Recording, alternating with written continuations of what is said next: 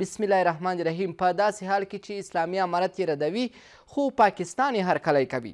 د پاکستان ځانګړي استازي په افغانستان کې د اسلامي امارت حکومت هغه ګامونه ستایلي چې په وینا یې له خپلې خاورې نه د نورو هیوادونو ته د ترهګرۍ ګواښ د مخنیوي لپاره پیل کړي دي. آصف علي درانی په دې لړ کې په ځانګړي ډول د اسلامي امارت حکومت لخوا د دغه پیل سوي بهیر هرکلی کړی چې د په وینا له مخې د ټي ټي پي غړي ډیورنډ کرښې ته له څیرمو سیمو د افغانستان نورو ځایونو ته لیږدول کیږي. خو اسلامي امارت وړاندې ویلي وه چې د پاکستان د امنیتي اندېښنو له کبله یو شمیر وزیرستاني کډوال د افغانستان نورو سیمو ته لیږدوي، خو په دې لړ کې د ټي ټي پي د غړو د لیږد تکل په بشپړه توګه رد کړی. سلامونه، وخت مو په خیر. دا د نن خبره نن خبره کې سیاسي او نظامي شنونکی ښاغلی احمد خان اندړ پر همدې موضوع میلمه دی. اندړ صاحب، ستاسو نظر څه دی په داسې حال کې چې اسلامي امارت یې ردوي خو پاکستاني لوري هرکلی کوي؟ ستاسو نظر په دې تړاو څه دی د ټي ټي پي په تړاو؟ بسم الله الرحمن الرحیم. ښاغلی فرید احمد لطیفي صاحب، تاسو ته خپلو درنو هیوادوالو ته نیکې هیلې او سلامونه وړاندې کوم. وعلیکم السلام. پاکستان چې اوس د هیواد سیاسي، اقتصادي او حتی امنیتي وضعیت ډیر زیات کړکېچن ده او دوی ډیر ورخطا ښکاري، کوشش کوي چې د خپل بام واوري، لکه تل چې موږ ویلي دي زموږ په هیواد یې واچوي، په خلکو یې واچوي. ګورئ، دغه ټي ټي پي دوی خپله یو په لاس باندې د آی اس آی او د فوج په لاس جوړه شوې یوه ډله ده چې د پښتنو د ځورولو لپاره تل د تقریبا 12-13 کاله په پښتونخوا په لړ دي افغانان دي که بر افغانان دي، دا یې ورباندې ځورولي دي. د افغانستان پورې هېڅ اړه نه لري او د افغانستان خلکو د خپل هیواد ازادي او استقلالیت د سر په قیمت اخیستی ده او زه باور لرم چې د افغانستان اسلامي امارت به هېڅکله هم کوشش ونه کړي چې د نورو هیوادو په کورنیو چارو کې مداخله وکړي، ځکه تل یې دا اعلان کړی چې زموږ خاوره به د هېڅ چا په ضد نه استعمالیږي. پاکستان چې ډېر زیات لیوال ده، یو ځل بیا زموږ د هیواد په سیاسي او اقتصادي چارو کې برلاسې اوسیږي او بیا هم دلته جګړه وي، کمیشنکاري وکړي، اقتصاد یې لوړ بوځي. نو دغسې تورونه لګوي په داسې حال کې چې هغه وزیرستانیان ټول افغانان او ټول د سیمې هیوادونو نړیوال خبر دي چې د همدغه ټي ټي پي هم د دوی د ظلمونو د بمبار د لاسه راغلي، هغه زموږ افغانان دي. موږ ته د ډیورنډ کرښه د منلو نه ده، زموږ خپل افغانان دي راغلي دي.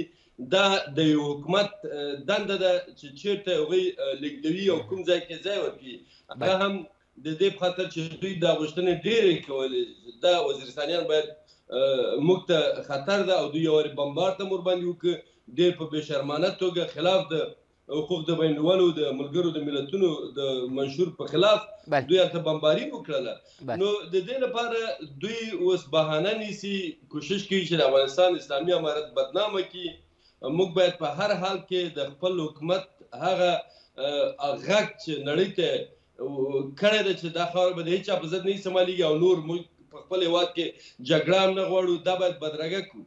بله، ښاغلی اندړ، تاسو خپلو خبرو کې یادونه وکړله چې پاکستان د افغانستان امن نسي زغملی او یو کمیشنکار هیواد دی. آیا پاکستان کمیشنکاري کړې؟ 15 کاله دوی زموږ د هیواد په سر باندې کمیشنکاري وکړله.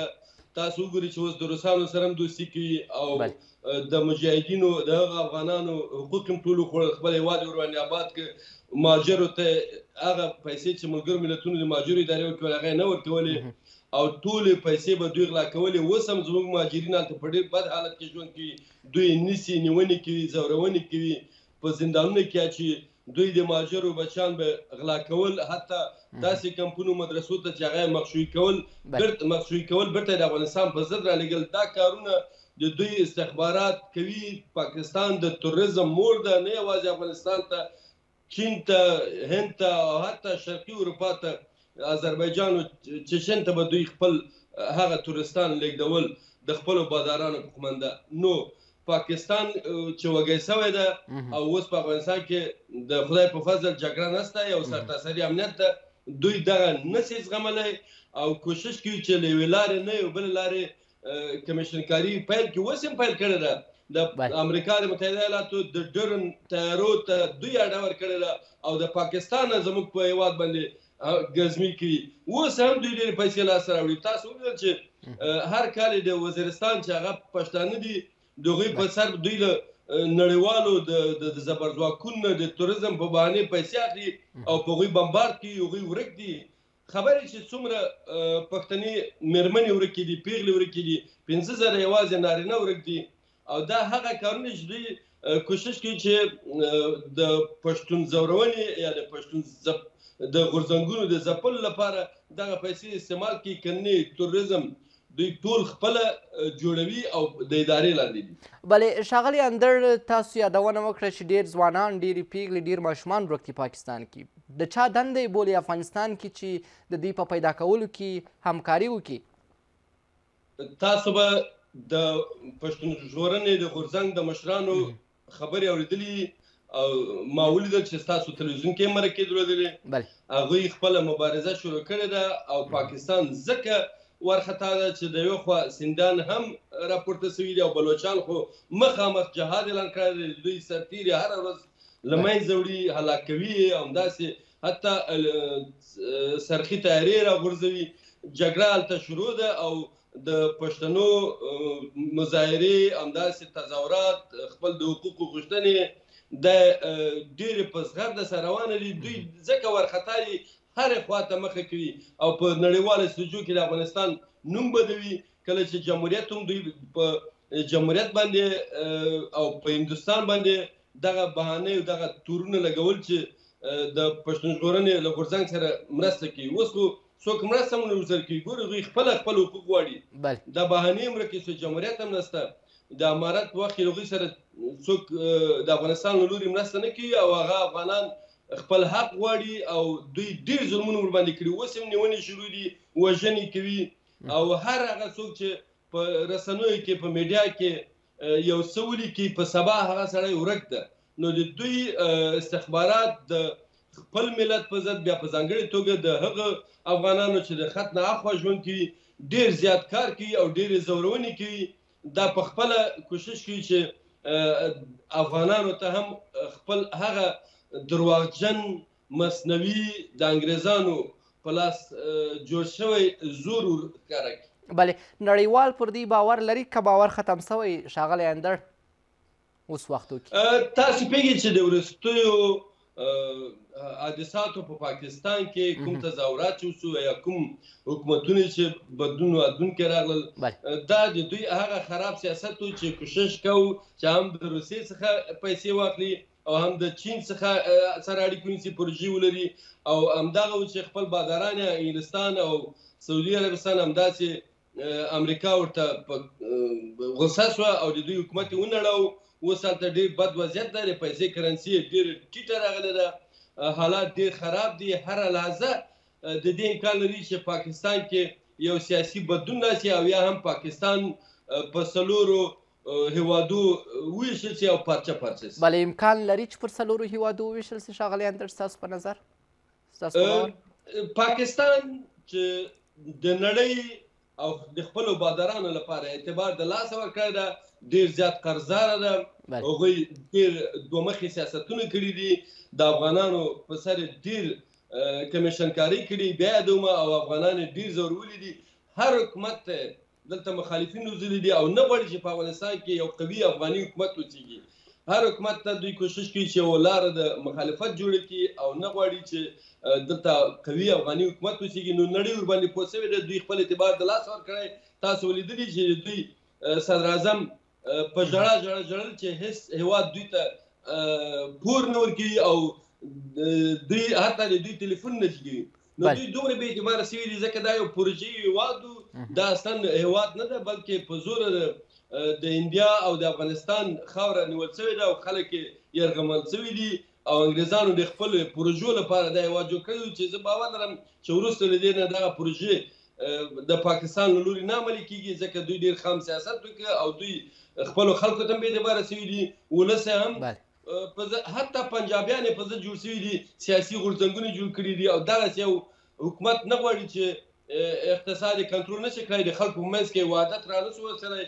دا پنجابیان هم نه غواړي او نور سیندیانو، بلوچستانو، پښتانه خو تاسو لا پرېږدي. ښاغلی اندړ، پاکستان د افغانستان خواخوږي که سیاسي لوبه لوبوي؟ آصف علي چې کومې خبرې کړي، ستاسو جواب څه دی ورته د یو نظامي چارو د کارپو په صفت؟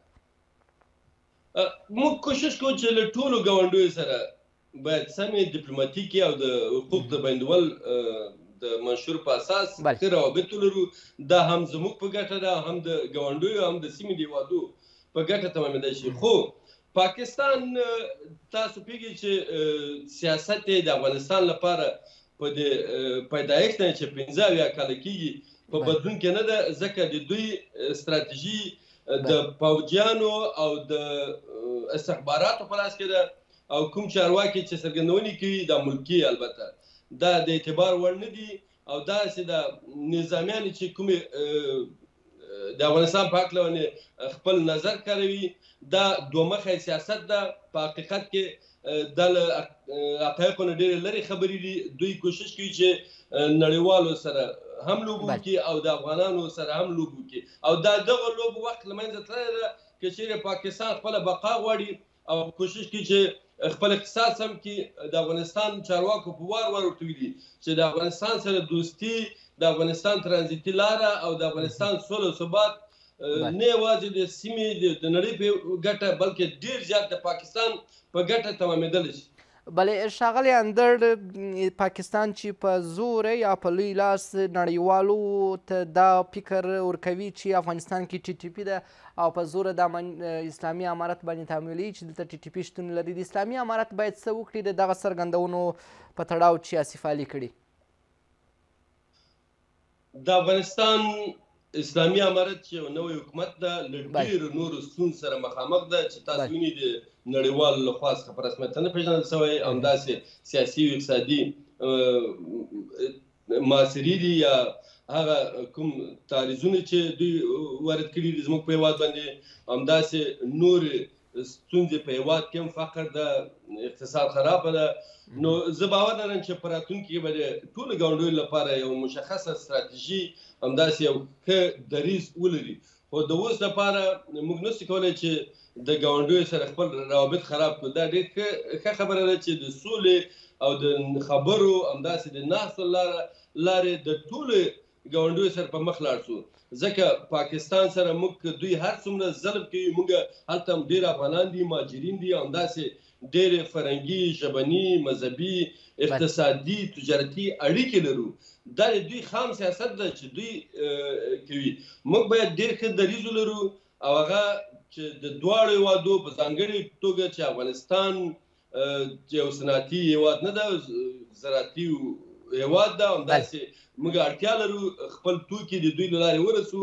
نو باید د ښو خبرو لارې او د ناستو د سیاسي او ډیپلوماتیکو لارو دوی سره مخکې لاړ. بلې ښاغلی اندړ، د رسمیت پېژندنې موضوع ته تاسو اشاره وکړله، د ګاونډیانو امریکا، روسیې، چین، ایران په شمول چې دوی وایي چې اوس افغانستان کې امنیت شته، فساد ختم شوی، القاعده شتون نه لري، ولې اسلامي امارت په رسمیت سره نه پېژني؟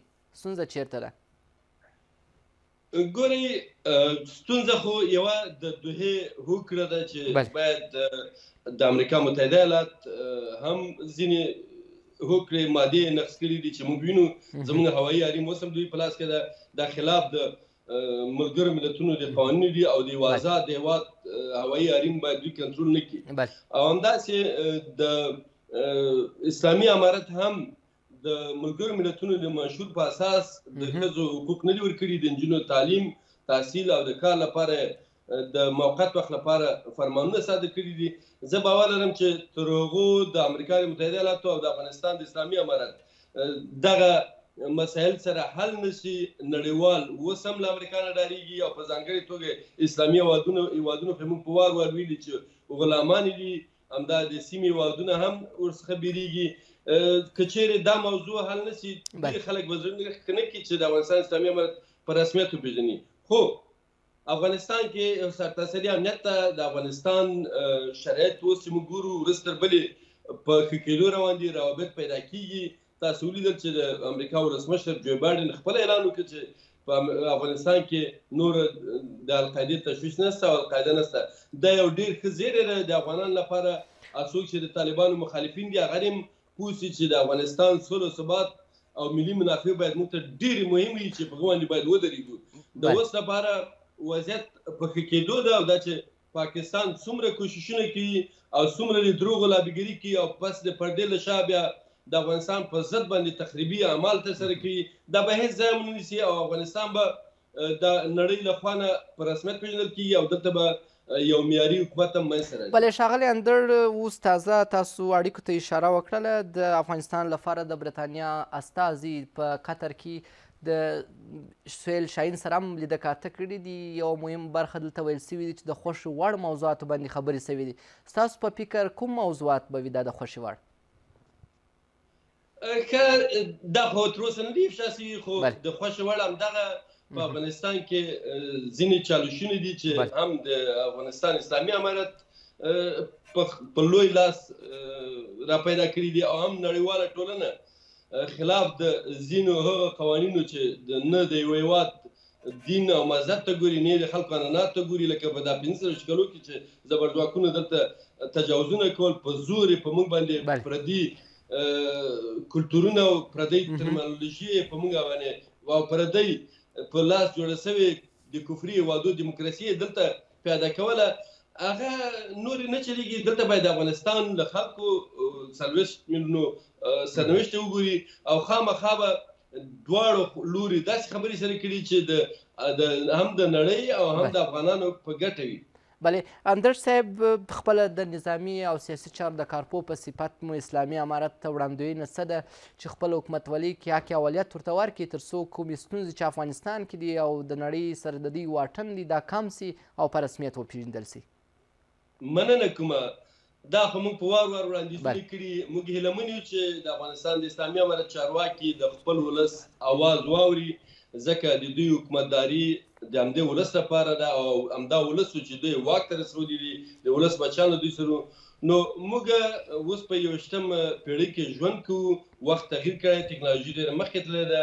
هیله من یو چې ځینې هغه سخت دریځې کړنو نه لاس واخلي او همداسې د ملګرو ملتونو د منشور په اساس باید یو معیاري حکومت ولري چې اساسي قانون لري، خلکو ته حقوق د اسلام د دین په رڼا کې باید ورکړي او د ګاونډیو سره باید ډېرې مناسبې اړیکې ولري. نه دا چې زموږ د ډبرو سکاره به رواني او دوی به زموږ میوې په سرحدونو کې خرابوي، دروي به تجاران به ډېر ځورېږي.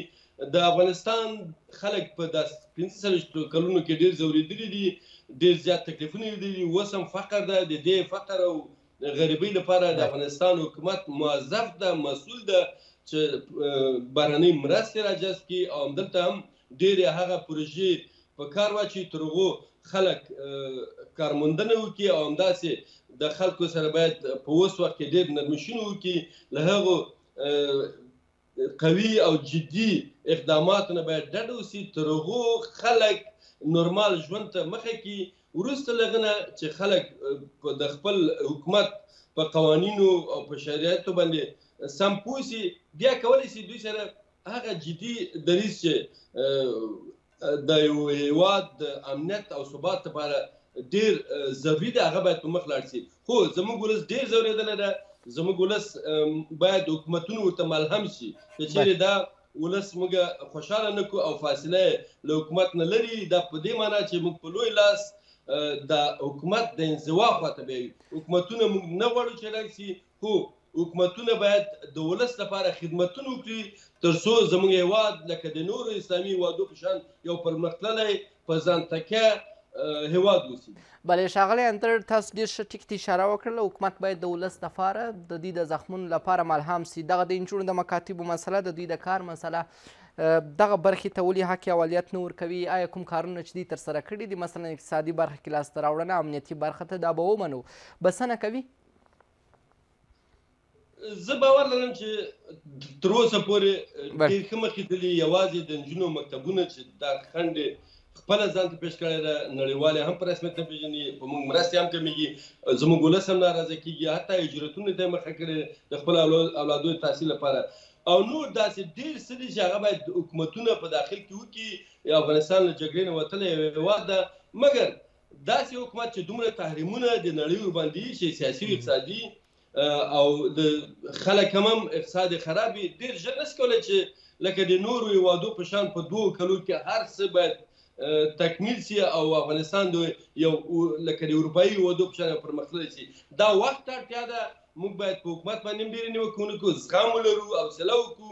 همدا موږ چې جګړې هم کولې، همدا افغانان خپل هم ملامت دي. ولس هم باید پوه سي چې دوی هم باید په ډېرو هغو تېرو کړنو باندې باید نور لاړ نه سي، په هغو لارو باندې د وطن د آبادۍ لپاره ملا وتړي، لوږې تېرې کړي. دا نور هېوادونه چې پرمختللي سوي جوړ سوي دي، دوی همداسې لوږې تېرې کړي، زحمتونه یې ویستلي دي. داسې نه کېږي چې ټول عمر موږ له نور هېوادونه خیرات وغواړو او په هره خبره کې حکومتونه ملامت کړو. نه، حکومت خو همدا د ولس نه جوړېږي. ولس باید ملي یووالی وکړي، اتفاق وکړي او د خپل هېواد د وطن دوستي حس په ځان کې را ژوندی کړي. بیا هغه ده چې موږ کولی شو چې دا هېواد یو سمسور هېواد کړو. بله، د چارو د څارونکي په صفت چې د افغانستان وضعیت څارئ، هیله لرئ چې د نجونو مکاتب به شروع سي؟ د نجونو مکاتب لکه چې خدای پاک موږ ته د اسلام په دین کې نر او ښځو ته حقوق مساوي ورکړي دي، او همداسې د تعلیم، تحصیل، د کار حق ورکړی ده. هېڅوک یې زموږ نه نشي اخیستی. او دا بیا یادونه کوم چې ځینې ستونزې ستا حکومت نه وي، په دوی کې هم شاید ځینې ستونزې وي په خپل منځي. دا به شروع کېږي او زه باور لرم چې په دې باندې به کار هم روان وي، لکه تل چې د افغانستان اسلامي امارت خلکو ته ډاډ ورکوي، نو دا به حتما پیل کېږي او دا زموږ حق ده. بې له دې نه چې موږ خپله خور ډاکټره، انجینره، معلمه، قاضي، پولیسه، حتی په اردو کې په نورو چارو کې ونه لرو، موږ نشي کولی چې خپله ټولنه په مخ بوځو. او دا یو ډېر نیک اسلامي کار ده چې موږ مسلمانان د خویندو ورونو په شان ژوند وکړو او خپل هېواد د اسلامي پوهې او د ساینسي پوهې په اساس جوړ او ودان کړو. دا حق زموږ نه څوک نشي اخیستلی. انشاءالله دا مکتبونه او دا پوهنتونونه به شروع کېږي. خو ستونزې شته، حکومت نوی ده، له پخوانیو حکومتونو هم ډېرې ستونزې پاتې دي او په افغانستان دننه کې هم ځینې هغه شرایط نه دي آماده. د ښوونځیو په لرې تاسو خبرې چې په جمهوریت کې هم په ډېرو ولایتونو کې ښوونځي د هلکانو لپاره هم وجود نه لري، ټول خیالي جوړ شوي. دا ستونزې به حل کېږي او افغانستان کې به هر څه شروع کېږي. دا زموږ حق ده او که چېرې دا حق ورنه کړل شي، دا په دې معنی چې د طالبانو اسلامي تاریخ نه غواړي چې خپلې حکومتدارۍ ته دوام ورکړي. ډېره مننه سیاسي شنونکي او د نظامي چارو کارپوه ښاغلی احمد خان اندړ چې تر دا وخته مو زموږ سره ملتیا کول نن خبره کې. مننه کوم ښاغلی لطیفي صاحب، تاسو نه هم ډېره مننه. درنو لیدونکو، خپرونه کې راسره سیاسي او نظامي شنونکی ښاغلی احمد خان اندړ میلمه و چې پر یو لړ موضوعاتو مو د ښاغلي اندړ صاحب سره بحث وکړي. ښه وخت، الله پامان.